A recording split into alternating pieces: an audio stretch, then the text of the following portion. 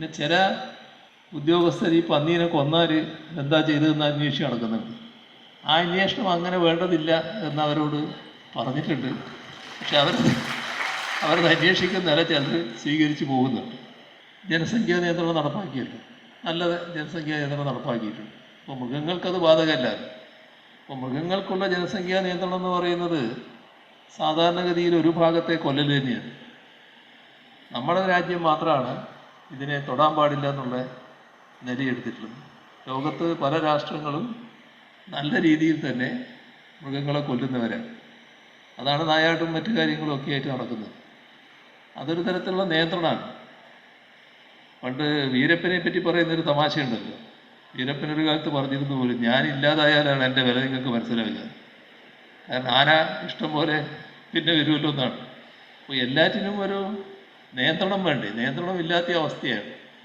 നമ്മുടെ കേന്ദ്ര ഗവൺമെൻറ്റിനോട് പറയുന്നത് ഇതിൻ്റെ നില മാറ്റണം, ഈ സമീപനം മാറ്റണം.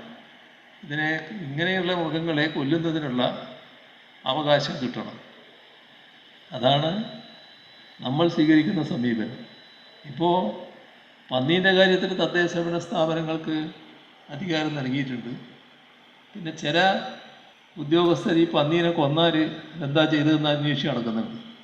ആ അന്വേഷണം അങ്ങനെ വേണ്ടതില്ല എന്നവരോട് പറഞ്ഞിട്ടുണ്ട്. പക്ഷെ അവരത് അന്വേഷിക്കുന്നതല്ല ചിലർ സ്വീകരിച്ച് പോകുന്നുണ്ട്.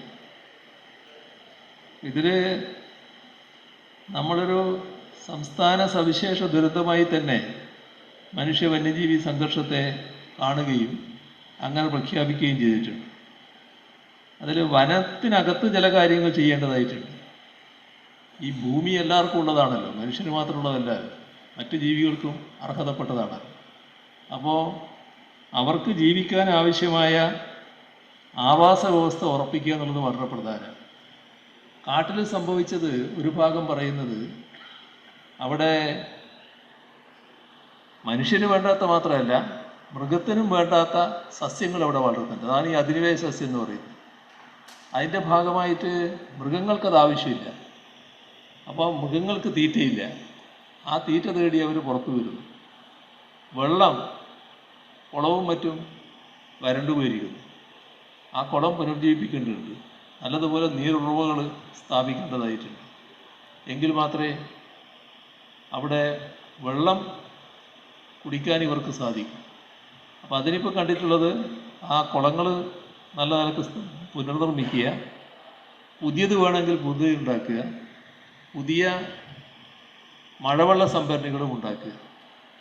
അതോടൊപ്പം തന്നെ ഇവർക്ക് വേണ്ട സസ്യങ്ങൾ അവിടെ വളരുന്നതിനുള്ള സാഹചര്യം ഉണ്ടാക്കുക. മറ്റേ അധിനിവേശ സസ്യങ്ങളെ ആകെ ഉന്മൂലനം ചെയ്യുക. അങ്ങനെയുള്ള നടപടികളൊക്കെ ഇപ്പോൾ ആലോചിച്ചിട്ടുണ്ട്. അതോടൊപ്പം നമ്മുടെ നേരത്തെ കണക്കാക്കിയത് 1434 കുളങ്ങൾ, 574 വയലുകൾ. ഈ വയൽ വളരെ പ്രധാനമാണ് ഇവർക്ക്. അത് പുൽമേടുകൾ. ആ പുൽമേടുകൾ പലതും നശിച്ചു പോയിട്ടുണ്ട്. ആ പുൽമേടുകൾ നല്ല രീതിയിൽ നിലനിർത്തുക. അതിനകത്ത് ആ പുൽമേടുകൾ ഉണ്ടായാലാണ് ചെറിയ ചില ജീവികൾ കൂടി ഉണ്ടാകുക. അതിവർക്ക് ആവശ്യമുള്ളതാണ്. അപ്പം അങ്ങനെയുള്ള പുൽമേടുകൾ അവിടെ സംരക്ഷിക്കപ്പെടുക. ഇവിടെ ഒരു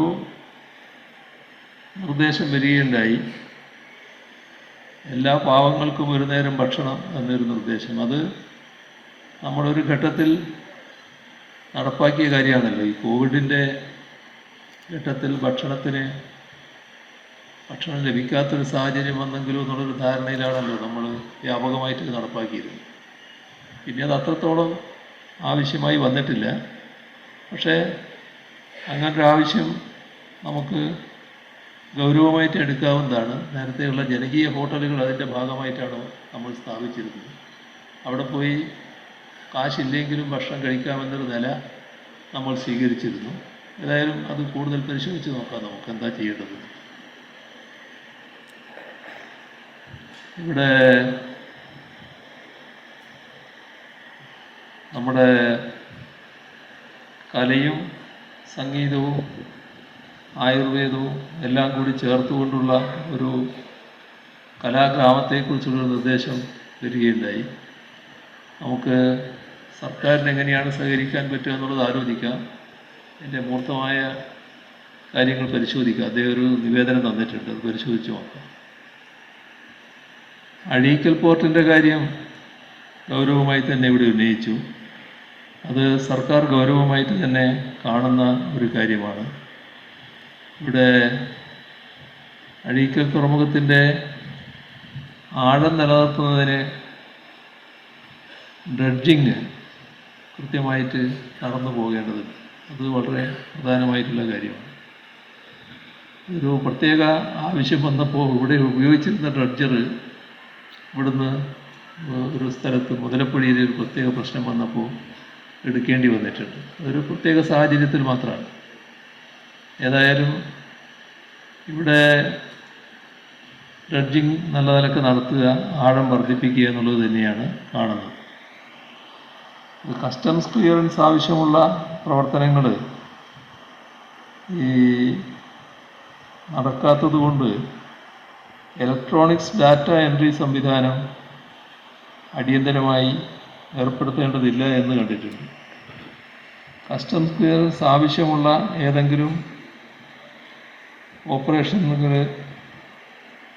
ഉണ്ടായാൽ അത് ചെയ്യാനുള്ള സംവിധാനം കോഴിക്കോടാണ് ഇപ്പോൾ ഏർപ്പെടുത്തിയത്. അത് ഇങ്ങോട്ട് തന്നെ ഏർപ്പെടുത്താനുള്ള നടപടികൾ കഴിയാവുന്നത്ര നമുക്ക് സ്വീകരിക്കാം. ഇവിടെ കസ്റ്റംസ് ബോണ്ടഡ് വെയർഹൗസ് നിർമ്മിക്കുന്നതിനുള്ള ഭരണാനുമതി നൽകിക്കഴിഞ്ഞിട്ടുണ്ട്. ഈ സാമ്പത്തിക വർഷത്തെ പ്ലാൻ ഫണ്ടിൽ ഉൾപ്പെടുത്തി പ്രവർത്തനങ്ങൾ ആരംഭിക്കാൻ നടപടി സ്വീകരിക്കുന്നു. പോർട്ടിൻ്റെ നടപടിക്രമങ്ങൾ നല്ല നിലക്ക് നീങ്ങുകയാണ്. PPP മാതൃകയിൽ ആരംഭിക്കാനാണ് ഉദ്ദേശിക്കുന്നത്. അപ്പോൾ അതിനാവശ്യമായ നടപടികൾ സ്വീകരിച്ചതിന് ശേഷം സാഗർമാല പദ്ധതിയിൽ ഏർപ്പെടുത്തിക്കൊണ്ട് റോഡ് വികസനം നടത്തുന്നതിന് ഉദ്ദേശിക്കുകയാണ്. ഈ പറഞ്ഞ കാര്യം ശരിയാണ്. കണ്ണൂരിൻ്റെ വികസനത്തിൽ ഇനി ഏറ്റവും പ്രാധാന്യമുള്ള കാര്യം അഴീക്കൽ പോർട്ട് തന്നെയാണ്. അത് കഴിയാവുന്നത്ര പ്രാധാന്യം കൊടുത്തുകൊണ്ട് തന്നെയാണ് സർക്കാർ നീങ്ങുന്നത്. പക്ഷേ ഈ കാര്യങ്ങൾക്കുള്ള സാങ്കേതികമായ കാലതാമസങ്ങളുണ്ടല്ലോ, അതിൻ്റെ പ്രശ്നമാണ് ഇപ്പോൾ കിടക്കുന്നത്. വ്യാവസായിക രംഗത്തിന് പൊതുവെ നല്ല പിന്തുണ തന്നെയാണ് കേരളം നൽകുന്നത്. ആവശ്യമായ സഹായങ്ങളും പിന്തുണയും തുറന്നും നല്ല നിലക്ക് ലഭ്യമാക്കുക എന്നുള്ളത് തന്നെയാണ് ഗവൺമെൻറ് കാണുന്നത്. ഫുട്ബോൾ രംഗത്ത് സ്റ്റേഡിയങ്ങളുടെ കുറവ്, അതേസമയം തന്നെ അന്താരാഷ്ട്ര നിലവാരമുള്ള സ്റ്റേഡിയം ഉണ്ടാകേണ്ട കാര്യം, അത് സർക്കാർ ആലോചിച്ച് കാര്യങ്ങൾ നീക്കിക്കൊണ്ടിരിക്കുന്നുണ്ട്. അതിൻ്റെ ഭാഗമായി നമ്മുടെ സ്പോർട്സ് മന്ത്രി തന്നെ ചില പ്രത്യേക നടപടികൾ സ്വീകരിച്ചു പോകുന്നുണ്ട്. സ്റ്റേഡിയങ്ങൾ കഴിയാവുന്നത്ര വർദ്ധിപ്പിക്കണമെന്നാണ് ഉദ്ദേശിക്കുന്നത്. നമ്മുടെ കണ്ണൂരിൽ ടൗൺ ഹാളില്ലാത്തൊരു പ്രശ്നം പറയുകയുണ്ടായി. അത് സാധാരണഗതിയിൽ കോർപ്പറേഷൻ്റെ ഭാഗമായിട്ടാണ് നടപടികൾ സ്വീകരിക്കേണ്ടത്. അത് കോർപ്പറേഷനുകൾ എല്ലാവരും കൂടി പറയുന്നതായിരിക്കും നന്നാവും.